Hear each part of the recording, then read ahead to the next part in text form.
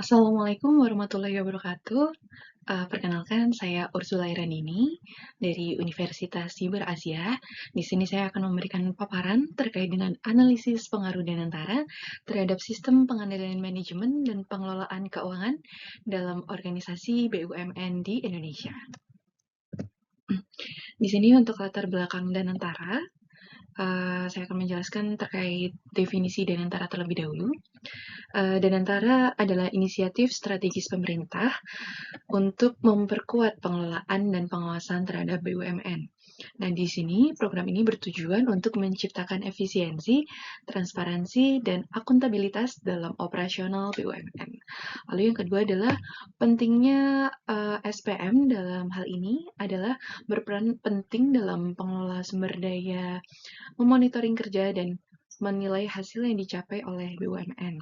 Selain itu, sistem pengendalian manajemen yang baik dapat membantu BUMN dalam beradaptasi dengan perubahan lingkungan bisnis dan menentukan harapan stakeholder. Untuk rumusan masalah di sini ada 3, yaitu pengaruh Danantara terhadap SPM.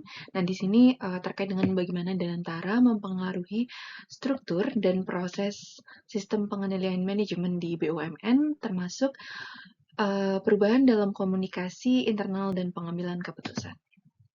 Lalu yang kedua adalah pengaruh Danantara terhadap pengelolaan keuangan. Nah, di sini terkait dengan bagaimana Danantara mempengaruhi kebijakan keuangan, alokasi sumber dana, serta tantangan yang dihadapi dalam pengelolaan keuangan BUMN. Lalu, isu yang ketiga adalah terkait dengan isu yang dihadapi oleh BUMN, yaitu tentang apa saja isu yang dihadapi BUMN terkait Danantara pada tahun 2025, termasuk tantangan internal dan eksternal dalam implementasi Danantara, serta rekomendasi untuk meningkatkan efektivitas program tersebut. Nah, untuk metodologi penelitian itu sendiri, di sini saya akan membahas terkait jenis penelitian terlebih dahulu, yaitu penelitian ini menggunakan pendekatan kualitatif dengan metode studi kasus. Data yang dikumpulkan melalui wawancara dengan pengelola BUMN, analisis dokumen, dan pengamatan langsung terhadap praktik SPM dan pengelolaan keuangan BUMN yang terlibat dalam Danantara.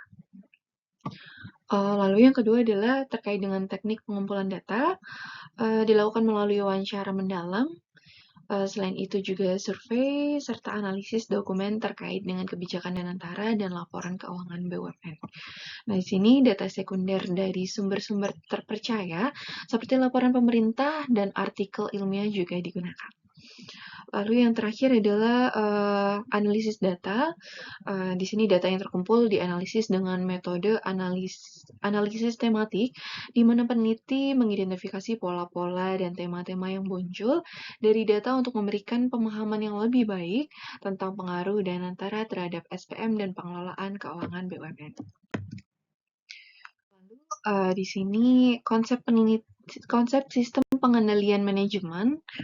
Yang pertama, saya akan menjelaskan tentang definisi dan elemen SPM terlebih dahulu.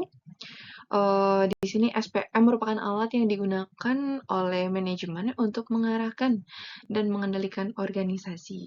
Elemen-elemen utama dari SPM ini meliputi perencanaan, pengorganisasian, pengendalian, dan evaluasi.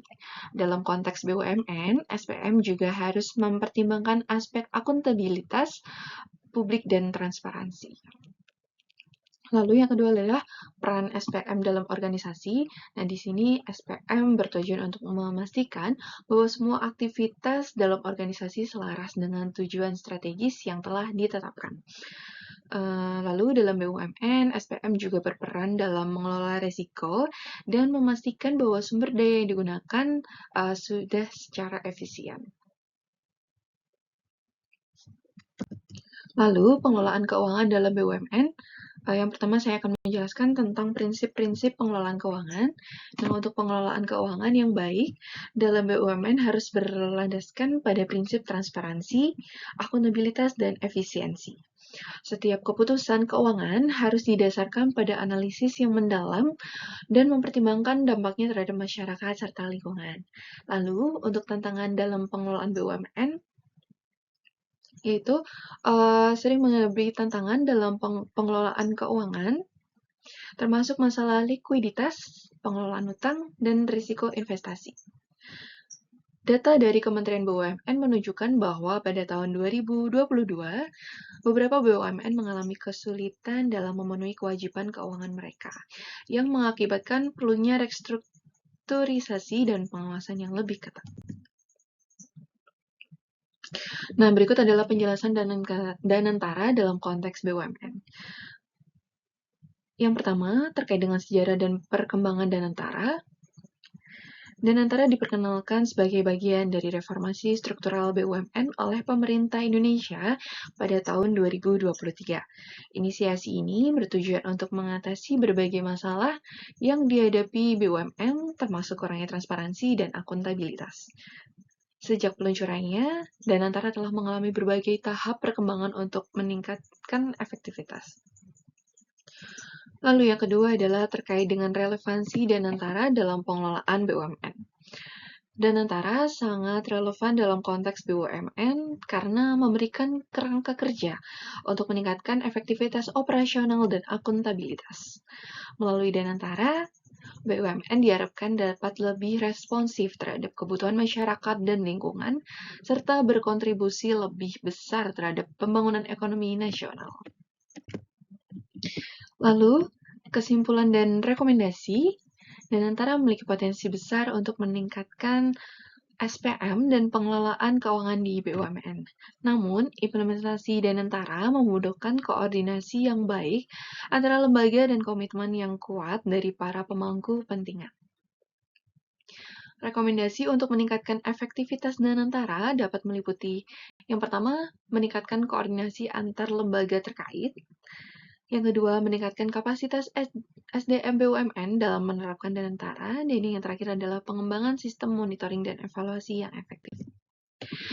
Demikian paparan yang dapat saya sampaikan. Terima kasih atas perhatiannya. Wassalamualaikum warahmatullahi wabarakatuh.